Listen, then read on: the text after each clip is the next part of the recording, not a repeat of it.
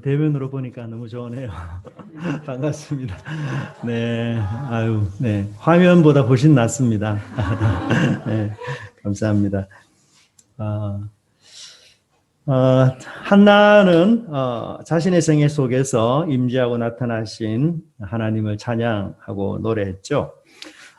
그분은 높이기도 하고 낮추시기도 하시고 또 인간이 가진 어떤 상황도 역전시킬 수 있는 그런 분으로 노래했습니다. 우리 삶에 여러 많은 혼돈이 있을지라도 그 혼돈을 질서로 재창조하실 수 있는 분이시며 동시에 질서조차도 혼돈으로 바꿀 수 있는 그런 분이시죠. 세상에서 아마도 절대적 주권을 가진 유일한 분으로 한나는 노래하고 있습니다. 그런데 이 노래는 자신의 개인을 넘어서서 그리고 가정과 그 사회 그것을 뛰어넘어서 심지어 최고의 권력을 가진 자라 할지라도 적용되는 하나님의 그 역동적인 섭리를 한나는 노래했습니다. 하나님이 간섭하지 못하실 인간의 영역은 존재하지 않으며 또한 하나님의 주권이 미치지 못하는 예외 영역도 있을 수 없는 것입니다. 오늘 본문은 이러한 한나의 노래가 실현되는 첫 번째 사례, 즉 사무엘과 엘리 집안에 이 사례가 나타났음을 우리에게 밝히고 있습니다. 즉 높은 엘리 집안은 하나님이 낮추시고 낮은 사무엘을 하나님이 높이신다는 것입니다. 그런데 저자는 2장 11절부터 3장 1절까지 이 이야기를 전개함에 있어서 아주 재미있는 구조를 사용하고 있습니다. 그 구조의 특징은 한 번은 사무엘에 대해서 이야기하고 또 한 번은 엘리 집안에 대해서 말하는 구조로 갖고 있습니다. 즉 A, B, A, B, A, B 이렇게 교차 구조로 지금 사용해서 이 이야기를 전개시키고 있습니다. 11절을 보시면 그 아이는 제사장 엘리 앞에서 여호와를 섬기니라 이렇게 말하면서 사무엘에 대해서 말하고 있죠. 그런데 다시 12절부터 17절까지는 엘리와 그의 두 아들에 대해서 설명하고 있습니다. 특별히 제사 상황에서 어떻게 행동하는가에 초점을 맞추고 있고요. 다시 저자는 주제를 전환시켜서 18절부터 21절까지는 사무엘과 한나 가정에 대한 언급을 이야기하고 있어요. 그리고는 또다시 주제를 언급해서 22절에서 25절에는 다시 엘리의 두 아들, 그리고 26절은 한 절만 사무엘에 대해서 이야기하고 나머지 27절부터 36절까지는 또다시 엘리 가정에 대해서 이야기하고 마지막 3장 1절로 사무엘에 대한 이야기로 마무리하고 있습니다. 참 재밌는 구조를 사용하고 있죠. 사실 우리가 어떤 이야기를 할 때에 어떤 얘기를 내가 남에게 들려줄 때에 이런 교차식 구조로 남에게 이야기를 전해주지는 않습니다. 예를 들어서 내가 사무엘에 대해서 이야기해주고 엘리에 대해서 이야기해준다면 사무엘에 대해서 이야기를 다 하고 난 뒤에 그리고 엘리나 엘리 집안에 대해서 이야기를 다 하는 이런 구조를 갖고 있지 한 번은 사무엘, 한 번은 엘리, 한 번은 사무엘, 한 번은 엘리. 이건 이야기하기 굉장히 복잡한 구조고 어려운 구조예요. 그런데도 저자는 그런 구조를 사용해서 이렇게 표현하고 있는 그 근본적인 이유는 무엇인가 하면 사무엘과 엘리와 그리고 그의 두 아들을 서로 비교 대조해 보라라는 의도로 이 구조를 지금 사용하고 있다는 것입니다. 어떤 의미에서 사무엘과 엘리의 두 아들은 비교되지 않죠. 왜냐하면 한 사람은 나이가 어린 반면 두 사람은 이미 성인입니다. 특별히 엘리의 아들 중 한 사람 비나스는 결혼까지 한 인물이죠. 또 위치적으로 보면 사무엘은 제사장 견습생에 불과하다면 엘리의 두 아들은 이미 제사장 업무를 담당하는 그런 역할을 하는 사람들이었습니다. 그럼에도 저자는 사무엘과 엘리의 두 아들을 비교 대조하면서 왜 하나님께서 이 엘리의 두 아들들을 낮출 수밖에 없었는지를 우리에게 설명해 주고 있습니다. 그렇다면 하나님의 그 기준은 과연 무엇일까요? 하나님은 어떤 기준에 따라서 높은 엘리와 그의 두 아들은 내리시고 낮은 사무엘은 올리시는 것입니까? 그것은 바로 하나님을 경외하고 하나님을 진실되게 섬기는 충성된 마음이라고 할 수가 있습니다. 오늘 우리 집사님께서도 그런 기도를 해 주셨는데요. 사실 우리가 2장 11절부터 3장 1절까지 이 큰 문단의 아주 핵심 구절은 오늘 설교의 제목처럼 30절의 말씀이 바로 그것입니다. 나를 존중히 여기는 자를 내가 존중히 여기고 나를 멸시하는 자를 내가 경멸하리라. 사실 사무엘상 전체가 이 구조로 이 주제를 가지고 얘기하고 있는 것과 마찬가지입니다. 짧게는 하나님이 엘리와 사무엘의 높낮이를 조절하셨는데요. 후반부에 가면 하나님이 사울과 다윗의 높낮이를 또다시 조절하십니다. 그래서 사실은 사무엘상의 굉장히 큰 줄기의 큰 흐름의 주제가 바로 이 주제라는 것입니다. 근데 재밌게도 이 멸시라는 단어는 엘리의 두 아들의 행위를 설명할 때에 이미 묘사한 단어입니다. 17절을 보시면 이 소년들의 죄가 여호와 앞에 심히 크면 그들이 여호와의 제사를 뭐하였더라? 멸시하였더라. 즉 엘리의 두 아들이 낮아지는 근본적인 이유는 하나님을 무시하고 멸시했기 때문이며 반대로 하나님께서 사무엘을 높이시는 이유는 그가 하나님을 진심으로 경외하고 사랑하는 자였기 때문이라고 설명하고 있습니다. 저자는 우선 우리에게 사무엘이 어떤 신앙과 믿음을 가졌는지를 우리에게 설명해 주고 있는데요. 사무엘과 하나님 사이를 언급할 때 쓰는 단어가 있어요. 그것은 항상 하나님 앞에 있다 혹은 하나님을 섬겼다 이 단어로 사무엘과 하나님과의 관계를 묘사합니다. 2장 11절을 보시면 여호와를 섬기니라. 2장 18절을 보시면 여호와 앞에서 섬겼더라. 2장 21절을 보시면 여호와 앞에서 자라니라. 2장 26절을 보시면 여호와와 사람들에게서 은총을 더욱 받더라. 마지막 3장 1절에 여호와를 섬길 때에 항상 이 단어가 결부되어서 나오는 것이죠. 즉 사무엘의 신앙의 특징은 하나님 앞에서 사는 사람이고 어떤 상황에서든지 하나님을 섬기면서 자신의 사명을 잃지 않았던 그런 인물이라는 것을 우리에게 알려주고 있습니다. 예배 시간과 달리 예배를 마친 이후에 우리가 마주하는 이 세상은 결코 호락호락하지 않습니다. 우리는 교회 문턱을 나서자마자 세상의 거대한 힘인 물질을 마주하게 되고 또 우리를 좌우하는 권력의 힘을 마주하게 됩니다. 우리를 먹이고 입히며 생명을 주는 것이 물질이라고 생각하고 있고 또 우리의 운명을 좌우하는 것은 힘 있는 그런 직장의 상사나 혹은 사장으로 느껴지는 경우가 많습니다. 그렇기 때문에 세상에서 환경이나 영향력 있는 사람이나 물질 등에 우리가 흔들리지 않고 오직 하나님만 섬기며 하나님만을 바라보는 것, 그것은 얼마나 중요한지 모릅니다. 사실 우리가 이 세상에서 싸우는 싸움이 있다면 오직 한 가지고 유일한 싸움이 있다면 저는 바로 이 싸움이 우리가 싸워야 될 싸움이 아닌가 생각해 봅니다. 예배 때 만났던 그 하나님을 일상에서도 만나며 그 하나님 앞에서 하나님을 섬기는 그 삶을 꾸준히 이어가는 것이죠. 그래서 나의 삶을 좌우할 것 같은 물질 앞에서도 또 나의 운명을 좌우할 것 같은 그 권력 앞에서도 그리고 나의 실패를 좌우할 것 같은 그 고난 앞에서도 물러서지 않고 그 물질과 그 권력과 그 고난보다도 하나님이 나와 더 가까이 계신다는 것을 내가 깨닫고 느끼며 그 하나님을 따라 살아가는 것, 그것이 우리가 싸워야 될 싸움이 아닌가 그 생각이 듭니다. 12절부터 17절까지는 엘리의 두 아들들에 대해서 이야기하고 있습니다. 12절에서는 저자는 우리에게 세 가지 정보를 주고 있어요. 12절을 보시면 첫째는 엘리의 아들들이라는 정보를 주고 있고요. 둘째는 이들이 불량자라는 정보를 주고 있습니다. 셋째는 여호와를 알지 않다라는 정보를 주고 있습니다. 여기 불량자라는 말은 아주 사악한 자들, 쓸모없는 자들 이런 의미가 있습니다. 사실 우리는 엘리의 두 아들을 지금 여기서 첫 대면을 하거든요. 그런데 이 아들이 악한지 선한지 어떤 사람인지 우리는 전혀 알지 못합니다. 단지 그들이 제사장 직분을 감당하고 있다는 그 사실만 알 뿐이죠.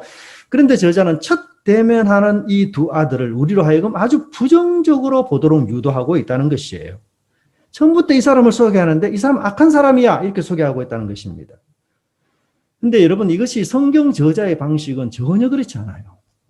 사실 성경은요 할 수만 있으면 우리에게 선입견을 주지 아니려고 합니다. 어떤 사람의 좋은 사람이다, 나쁜 사람이다, 악한 사람이다, 선한 사람이라는 것을 판단할 때에 객관적인 정보를 우리에게 제시하고 그것을 하여금 우리로 판단하게 만들지, 성경 저자가 독단적으로 이 사람은 아예 나쁘다 이렇게 잘 말하지 않거든요. 그런데도 불구하고 저자는 이 엘리의 두 아들들을 아예 처음부터 불량자, 악한 사람이라고 못을 받고 시작하고 있습니다. 왜 그럴까요? 이런 저자의 의도는 무엇인가 하면 이 두 아들들에 대해서는 어떤 동정심도 어떤 긍휼의 마음도 갖지 말라고 우리에게 이야기하고 있습니다. 사실 우리가 나쁜 사람이 되는 것이 때로는 환경이나 여건이나 혹은 주위의 사람들의 영향 이런 것들을 우리가 받아서 나쁜 사람이 될 수 있어요. 물론 내가 지은 나쁜 죄에 대한 1차적인 책임은 분명히 자신에게 있는 것이 맞죠. 하지만 우리 주변의 상황이나 여건 또 사람들 이런 것과도 결코 과소평가할 수 없는 거 아니겠어요? 하지만 저자는 이 엘리의 두 아들들에 대해서는 이러한 동정심을 아예 처음부터 근원적으로 차단시키고 있습니다. 즉 그들의 악행에 대해서는 그만큼 그들 악행이 심각하며 그들의 악행에 대해서는 오직 그들의 책임이라는 것이 바로 저자의 관점인 것입니다. 재미나게도 12절에 나온 이 세 가지 정보를 저자는 다시 17절에 한 번 더 세 가지 정보로 요약해서 구체화시켜서 설명하고 있습니다. 17절에 보시면 이 소년들의 죄가 여호와 앞에 심히 크면 그들이 여호와의 제사를 멸시함이었더라 라고 나옵니다. 앞부분에서는 엘리의 아들들이라는 단어가 나왔지만 여기에서는 소년들이라는 단어가 나오고요. 앞부분에서는 불량자라고 표현했지만 여기서는 죄가 심히 크다라고 말하고 앞부분에서는 여호와를 알지 않더라라고 해서 굉장히 좀 모호한 표현을 사용하고 있는데요. 여기서는 여호와의 제사를 멸시했다라고 더 구체화시키고 있는 것을 볼 수가 있습니다. 그런데 우리가 17절에서 좀 이상한 단어를 만나게 돼요. 그게 뭡니까? 바로 소년들이라는 단어입니다. 왜 그럴까요? 사실 엘리의 두 아들들은 소년의 나이를 넘어서 성인의 나이입니다. 엘리의 두 아들들이 지금 제사를 집행하고 있는데요. 공식적으로 성경에서 제사를 인도할 수 있는 나이가 30세부터 제사를 인도할 수 있어요. 그래서 이들은 분명히 소년이 아니에요. 장성한 어른입니다. 그런데도 저자는 이들을 소년이라고 표현하고 있는데요. 이건 역시 어린 사무엘과 비교해 보라는 의도가 이 속에 포함되어 있습니다. 그래서 두 소년들과 한 소년인 사무엘의 삶을 서로 비교해 보라는 의도에서 저자가 지금 이 단어를 사용하고 있는 것입니다. 그렇다면 엘리의 두 아들들이 도대체 어떤 행동을 했기에 여호와의 제사를 멸시했다라는 굉장히 강한 어조를 쓰고 있을까요? 그래서 그 의문과 궁금증을 해소시키기 위해서 저자는 13절부터 16절까지 하나님께 제사 드리는 상황을 우리에게 단면에 맞춰서 소개하고 있습니다. 13절부터 16절에 묘사된 두 아들들의 구체적인 죄를 우리는 한 세 가지로 추려해 볼 수 있는데요. 첫째는 특권의식을 가진 탐욕적인 마음이었습니다. 사실 하나님은 제사를 드린 이후에 제사장이 먹을 수 있는 부위를 항상 따로 정해 놓습니다. 주로 동물의 우편 뒷다리를 제사장에게 주도록 하나님 그렇게 하셨죠.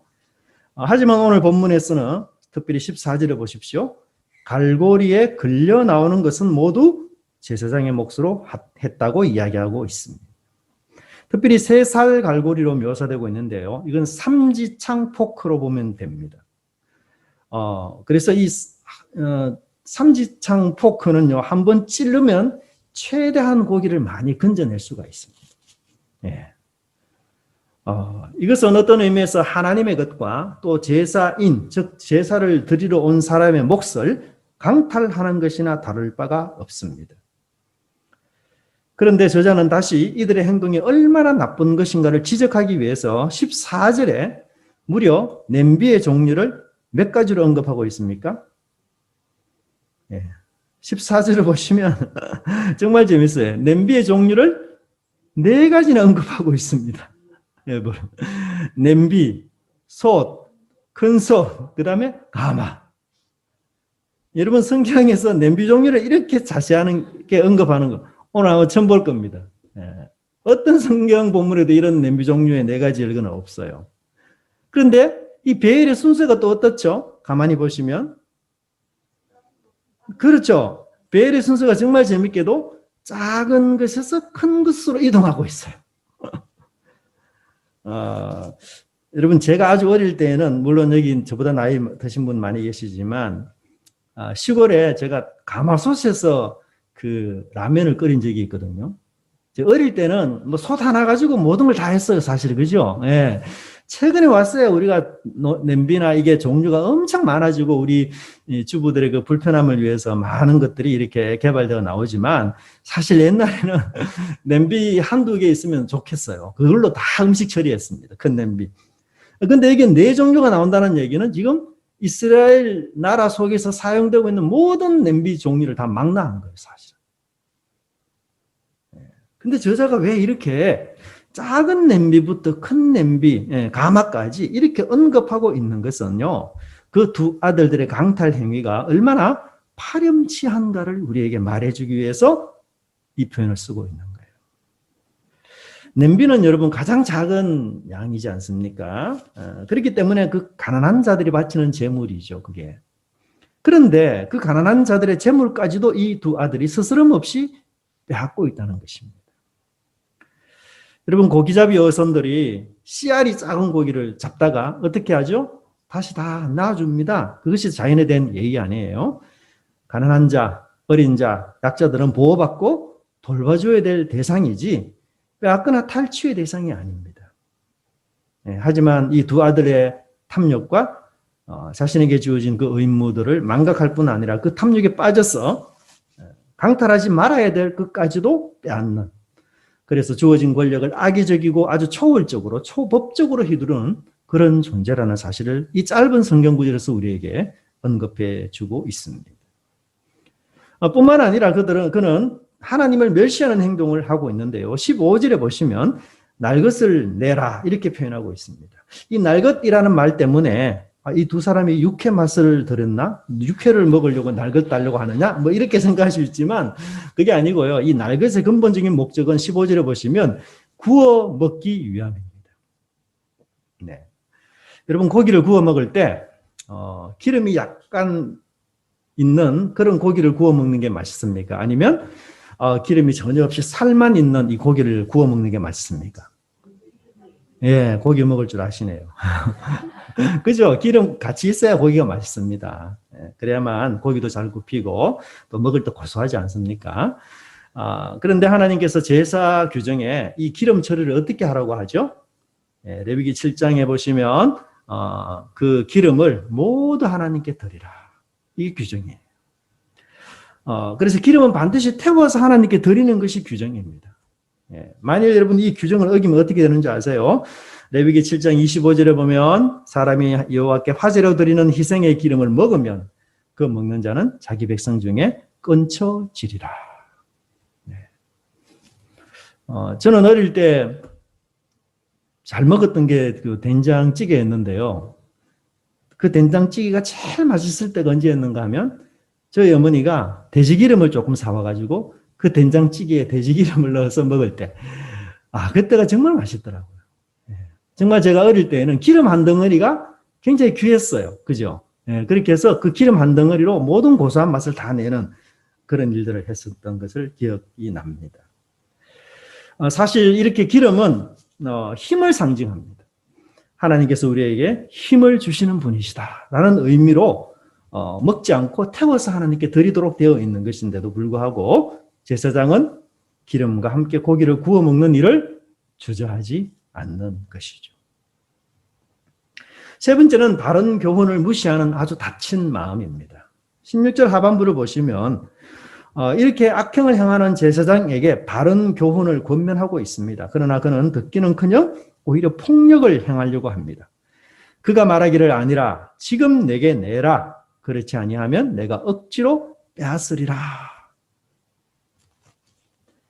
자신이 가진 권력과 힘, 그리고 주체할 수 없는 그 탐욕에 중독된 그는 바른 교훈을 듣기를 거부합니다. 그것은 이미 자신이 하나님보다 더 높은 존재라는 교만한 마음이 있음을 나타내는 것이나 다를 바가 없습니다. 여러분, 악한 짓을 하는 악인보다도요, 더 나쁜 악인은 뭔지 아세요? 바른 교훈을 듣지 않는 것이 더 악해요. 악을 행할지라도 그 바른 교훈을 듣고 돌이킨다면 그에게 소망이 있습니다. 하지만 약점과 결점을 지적하는 이 바른 교훈을 무시하는 것은 사실은 절망적인 상황이며 최악의 상황입니다. 그래서 저자는 이 엘리의 두 아들들의 악행을 아주 두 단계로 이야기하는데요. 첫 번째 단계에서는 주변의 권유를 듣지 않잖아요. 두 번째 단계에서는 아버지의 권면조차도 거부합니다. 두 아들들은 섬기는 자가 아니라 권력을 휘두르는 자였고 하나님을 섬기는 자가 아니라 하나님을 무시하고 멸시하는 자가 되었습니다. 그가 권력과 탐욕에 중독된 불량배였기 때문인 것이죠. 그러므로 그들의 죄가 심히 크다라고 말하는 것은 지극히 정상적인 표현이며 그래서 저자는 독자들에게 처음부터 이 두 아들에 대하여 동정심을 차단하는 단어를 사용한 것이었습니다. 사실 우리의 삶의 성패도 어떤 의미에서 주일 예배에 달려있다라고 말할 수 있습니다. 물론 우리의 삶 자체가 바로 예배와 연결되어 있어서 일상의 삶, 우리가 하나님 뜻대로 사는 것 중요합니다. 그럼에도 불구하고 우리 주일의 예배 무시할 수 없고 무시해서도 안 되는 중요한 공동체의 모임입니다. 하지만 코로나라는 상황 때문에 우리의 주일 예배가 많이 퇴보한 그런 느낌을 우리가 갖게 됩니다. 주일 예배 때의 말씀을 통해서 은혜를 받으려는 간절한 마음, 그것이 사라지기도 하고 또 주일날 공동체가 함께 예배드리는 일에 대해서 소중함을 깨닫지 못한 채 우리는 편리함만을 추구하는 이런 모습들이 아닌가를 점검해 보아야 될 것입니다. 우리 일주일의 삶 속에서 하나님 앞에서 진지하게 서는 순간이 예배 시간이 아니던가요?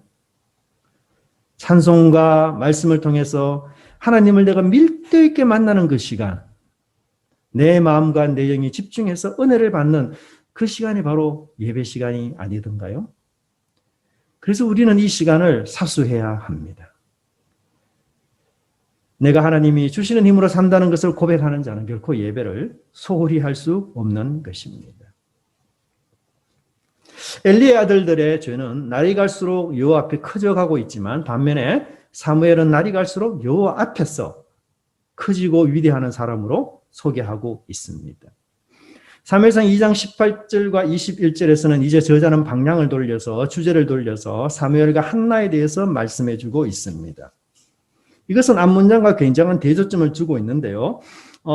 앞문장에서는 엘리의 두 아들 때문에 하나님을 경배하러 온 백성들이 피해를 입고 있어요. 즉 공동체가 어려움을 당하고 있습니다.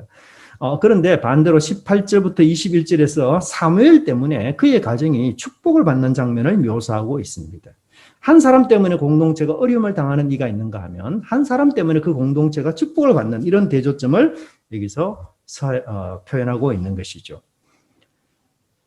하나님은 아브라함을 선택했을 때 그로 인하여 온 열방이 복을 받을 것을 계획했습니다. 내가 복을 전달하는 통로로 쓰임 받는 것, 그것이 곧 하나님의 사명을 이루는 길이죠. 하지만 엘리의 두 아들은 복이 아니라 화를, 축복이 아니라 저주를 전하는 자가 되었던 것입니다. 18절을 보시면 사무엘이 입고 있는 옷을 우리에게 먼저 설명하고 있는데요. 세마포 에봇 옷이라고 말하고 있습니다. 사실 이 에봇 옷은 제사장들이 입는 옷 아니겠어요? 그런데 저자가 이렇게 표현하는 것은 사무엘이가 어린 사람으로서 어렸을 때부터 율법을 지키는 일에 철저했고 또 작은 제사장으로서의 그 역할을 잘 감당했음을 우리에게 이야기해 주고 있습니다. 이제 19절에서는 사무엘의 엄마 한나를 조명하고 있는데요. 한나에게서 발견되는 특이점이 뭔가 하면 작은 겉옷을 해마다 지어서 사무엘에게 주었다라고 특별히 명시하고 있습니다. 여러분 고대 시대에는요 옷을 만드는 것이 굉장히 시간이 많이 걸리는 일입니다. 그리고 주로 엄마가 옷을 만들었겠죠. 아마도 한나는 사무엘의 겉옷을 만들기 위해서 1년 내내 수고했을 수 있습니다. 그런데 한나가 사무엘의 이 겉옷을 만들면서 무엇을 했을까요? 당연히 기도했겠죠. 겉옷을 만들면서 자기의 아이 사무엘이 얼마나 보고 싶어 했을까요? 손도 만지고 싶고 뺨도 부비고 싶고 옷을 만들어가도 몇 번이나 한나는 울었을 것입니다. 아마도 그래서 한나가 짓는 이 사무엘의 겉옷에는 한나의 눈물이 거기에 송이송이 떨어져 있었을 것입니다. 그때마다 그녀는 자신이 하나님께 드렸던 찬양을 떠올리고 또 사무엘의 앞길과 그가 받은 역사적 소명을 위해서 기도를 했을 것입니다. 그래서 기도하는 한나처럼 기도하는 사무엘이 등장한 것으로 보입니다. 오늘날 우리는 자녀들에게 필요한 용품들을 마켓에서 구입해서 주죠. 옷도 그냥 매장에서 우리가 구입해서 주고, 그러나 우리가 옷을 아이들에게 줄 때마다 또 운동화를 사서 줄 때마다 또 자녀에게 필요한 용품들을 구입해서 줄 때마다 기도하는 부모가 되어야 할 것이라 생각이 듭니다. 어떤 자녀가 되기를 원하는지, 무엇을 하며 살아가기를 원하는 자녀가 되기를 원하는지 우리는 한나처럼 기도문을 쓴 쪽지와 함께 아이들에게 생품을 주는 그런 영적 부모님이 되었으면 좋겠다는 생각이 듭니다. 20절에서 엘리가 엘가나 가정에게 축복을 주고 있습니다. 여호와께서는 엘리 제사장의 기도를 들으시고 한나에게 세 아들과 두 딸을 주셨는데요. 5배의 축복을 주신 것입니다. 거룩과 경건으로 살아가는 가정이 하나님의 축복을 받는 반면에 엘리의 두 아들 때문에 고통과 피해를 보는 어긋난 상반된 대조되는 두 공동체를 우리는 보게 됩니다. 여러분, 나는 나로서 끝나지 않습니다. 우리는 공동체와 반드시 연결되어 있습니다. 다른 사람에게 피해를 주면 나에게 이익이 아니라 해가 되는 것이고, 다른 사람을 유익하게 하면 나에게 손해가 아니라 나도 이익을 얻게 된다는 것. 그래서 나만 잘 되는 것이 아니라 다른 사람도 잘 되어야 한다는 것. 그것이 내 자신을 사랑하고 오히려 자신을 보호하는 그런 하나님의 방법이 아닐까 생각해 봅니다. 22절과 26절에서는 엘리가 두 아들들의 악행을 듣고 그들을 꾸지람하는 장면이 나오고 있습니다. 역시 윈 문단과 대조가 되는데요. 한나의 가정에는 생명의 탄생이 일어나고 있죠. 그래서 5명의 자녀가 주어졌습니다. 그러나 엘리의 두 아들들에게는 죽음이 예고되고 있습니다. 또 한나의 가정에서는 합법적인 성관계가 이루어지는 한편 엘리의 두 아들들은 불법적인 성관계가 이루어지고 있다는 것을 저자는 대조적으로 우리에게 설명해 주고 있습니다.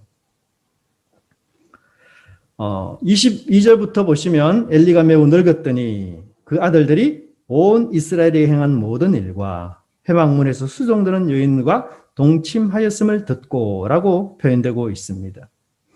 여기서 두 아들들의 악행을 윤리적인 측면에서 고소하고 있는데요. 그것은 회막문에서 수종드는 여인들과 동침한 사건입니다.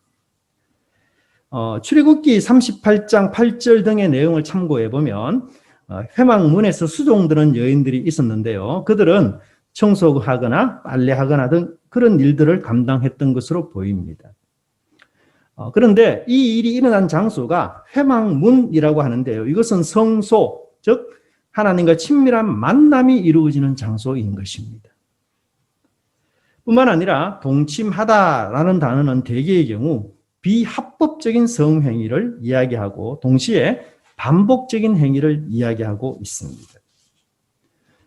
그리고 재미나게도 저자는 이 원어로 두 단어를 대조하고 있는데요.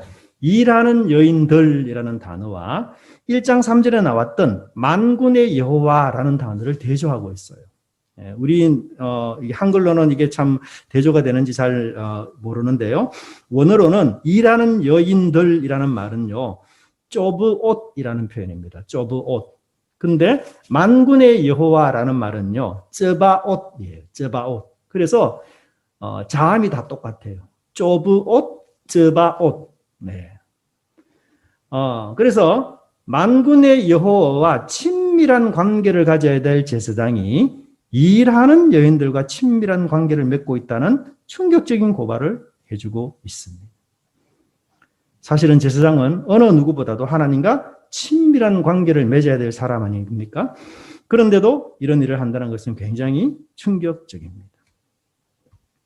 사실 제사장이 성막에 들어가려면요, 며칠 동안을 정결 의식을 행해야 됩니다. 자신을 거룩하고 경건하게 해야 되죠. 합법적인 성관계까지도 절제해야 합니다. 그런데 이 성소에서 하나님이 가증스럽게 여기는 간음을 행한 것이었습니다. 사실 이들의 마음은 금광석과 같이 굳은 마음이고 이미 죽은 마음이라는 것을 우리에게 알려주고 있습니다. 뿐만 아니라 더 위험한 것은 23절과 25절에서 보면은 엘리가 이 두 아들을 꾸지람하는 장면이 나오는데요. 그 꾸지람하는 장면을 보면은 죄의 양에 비해서 턱없이 부족하다는 느낌이 들고 있습니다. 사실 이들의 죄는 단지 경고로 끝날 죄가 아니에요. 율법에 보면 간음은 사형입니다.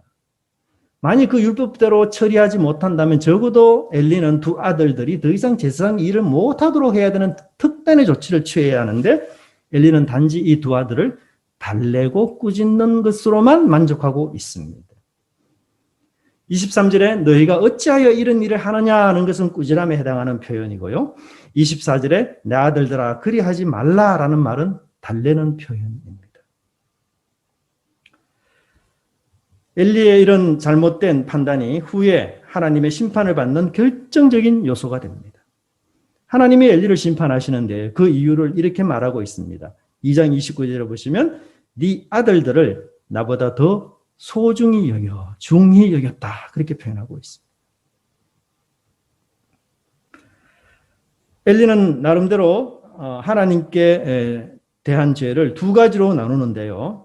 사람에게 저지른 죄와 하나님께 범죄한 죄로 나누고 있습니다.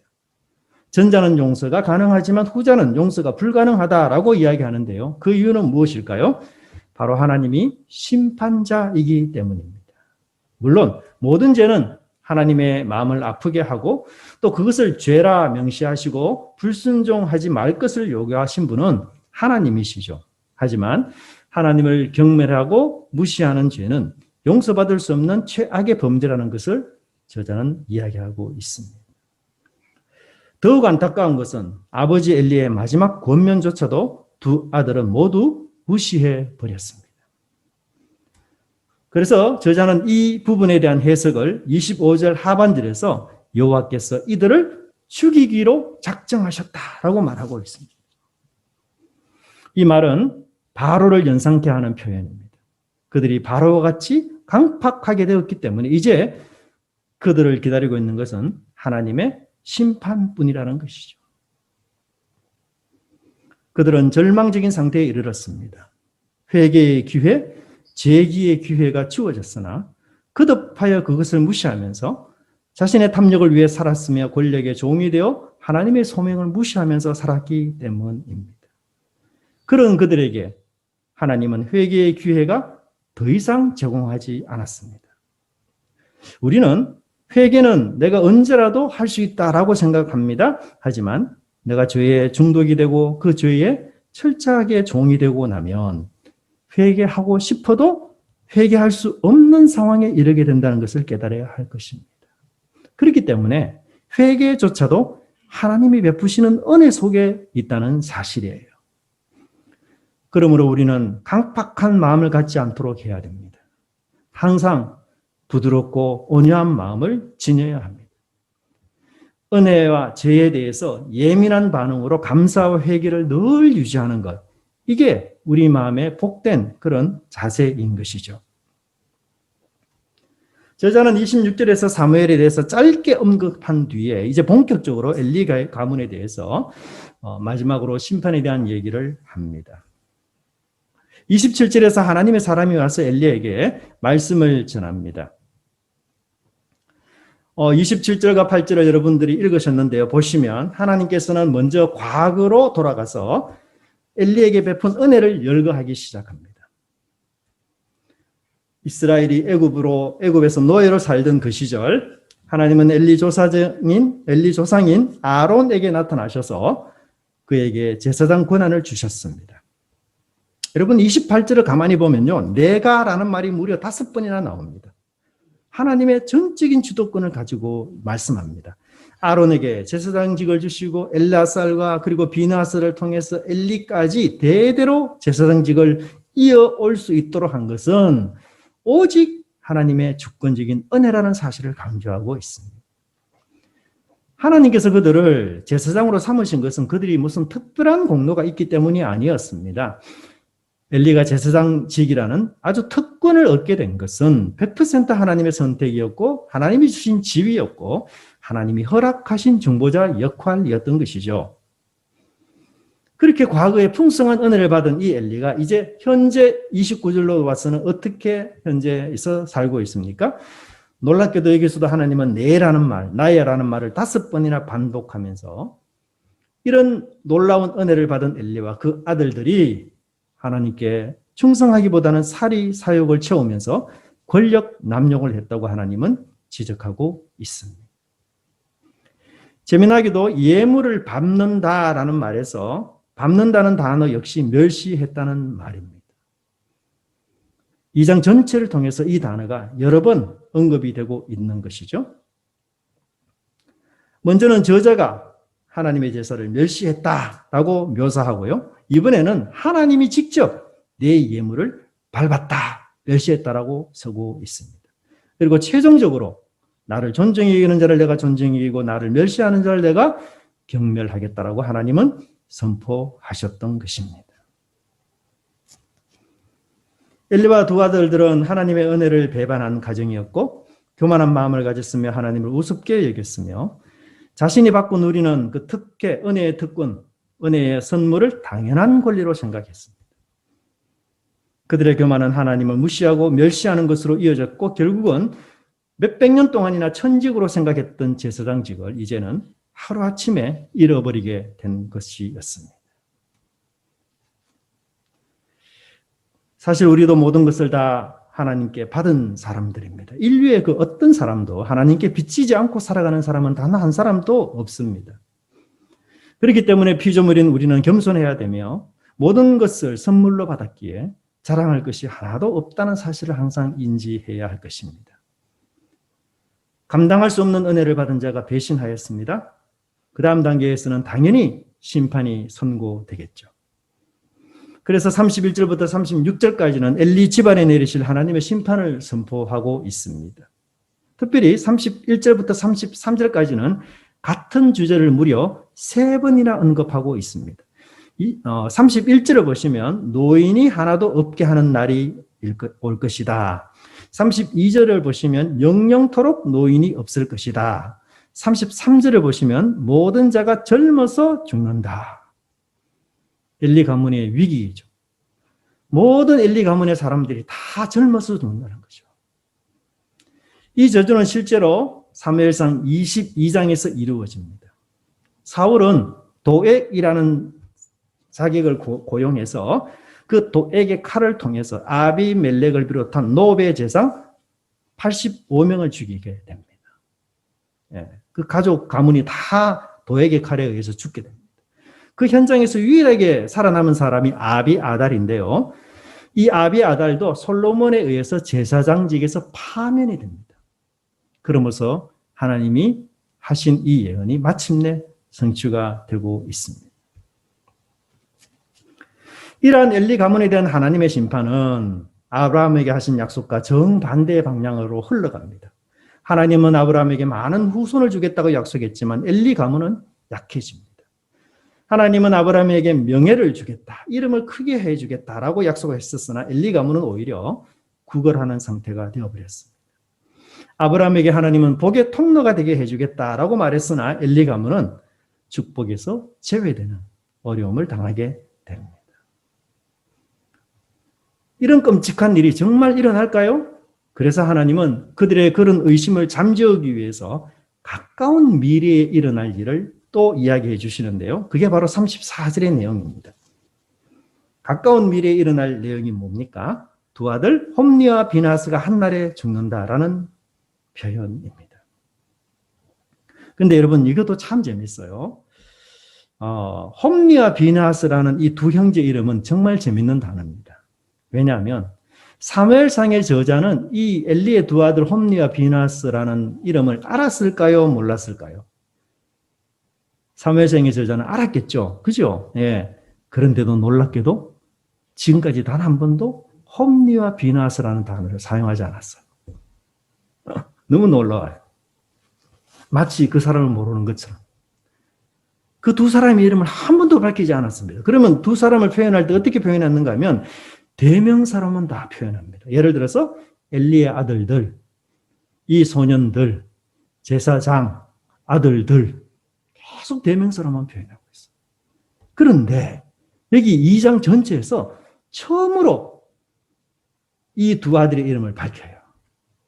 근데 그 두 아들의 이름을 밝히는 문맥이 어떤 문맥이죠? 축복을 언급하는 문맥입니까? 전혀 아니에요. 사망을 언급하는 문맥에서 그 두 아들의 이름을 밝히고 있습니다. 즉, 두 아들은 버젓이 살아있지만 저자는 이들이 이미 죽은 존재로 취급하고 그들의 이름을 하나님의 사망 명부책에 올려놓고 있는 것입니다. 얼마나 충격적인 일입니까? 여러분, 저자가 이렇게 두 아들의 이름과 죽음과 관련해서 딱 한 번 언급하는 이유는 그만큼 이 저자가 이 사람의 이름, 이 두 사람이 밉다는 것을 뜻하고 있어요. 여러분, 미운 사람 이름 말하고 싶습니까? 말하고 싶지 않죠. 똑같아요. 저자도 이 사람 두 사람이 얼마나 미운지 이 두 사람 이름을 입에 오르내리기가 싫어요. 그래서 계속 대명사, 별명 이런 것만 이야기하다가 딱 한 번 이야기할 때에도 뭐예요? 죽음과 관련된 문맥에서 이야기하고 있습니다. 사랑하는 우리 믿음교회 성도 여러분, 모든 것을 베푸시고 은혜를 주신 하나님을 기억하셔야 하시길 바랍니다. 그 하나님을 경외하고 존중하는 마음을 갖기를 바랍니다. 혼돈과 무질서의 악한 세상에서 우리를 구원하셔서 질서와 거룩과 영광 가운데 살아가게 하신 그 하나님의 구속의 그 은혜에 이끄심, 그것을 우리가 늘 감사하는 은혜가 있길 바랍니다. 우리가 모든 것을 다 가져도 하나님을 경외하는 것과 거룩을 상실하면 모든 것을 다 잃는다는 것을 여기서 이야기해 주고 있습니다. 또한 내가 가진 것도 별로 없고 의지할 것도 하나도 없는 내가 비참한 그런 삶이라 할지라도 그 가운데서 여호와를 경외하며 거룩한 삶을 살아간다. 하나님은 반드시 높여주시고 상 주시는 이심을 믿고 주님과 동행하는 저와 여러분의 삶이 되기를 간절히 바랍니다. 기도하겠습니다. 하나님, 저희들을 위대하며 영광스러운 하나님의 자녀로 불러주시니 진심으로 감사드립니다. 주님께서 세상에 어떤 가치로도 얻을 수 없는 고귀한 구원의 은총을 주셨는데도 우리의 눈과 귀는 세상의 물질과 권력에 노출되어서 유혹받을 때가 많음을 고백합니다. 때로는 무능한 것이 싫고 가난한 것이 싫고 명령받고 사는 것이 싫을 때가 많습니다. 하지만 주님은 우리가 무능하고 가난하다고 우리를 거부하는 것이 아니라 죄와 타협하고 탐욕에 빠져 살아갈 때에 책망하시는 분이심을 다시 한번 깨닫게 됩니다. 저희들이 다시 주님의 시선에 초점을 맞추어 살아가게 하옵소서. 거룩과 영광으로 저희를 단장하여 주시옵소서. 유혹과 탐심 때문에 내가 가야 될 사명의 길을 포기하는 자가 되지 않게 하여 주시옵소서. 우리 믿음의 교회 성도들에게 주님을 존중히 여김으로 귀하고 보비로운 인생이 될 수 있도록 하나님 인도하여 주시옵소서. 예수님 이름으로 기도드리옵나이다. 아멘.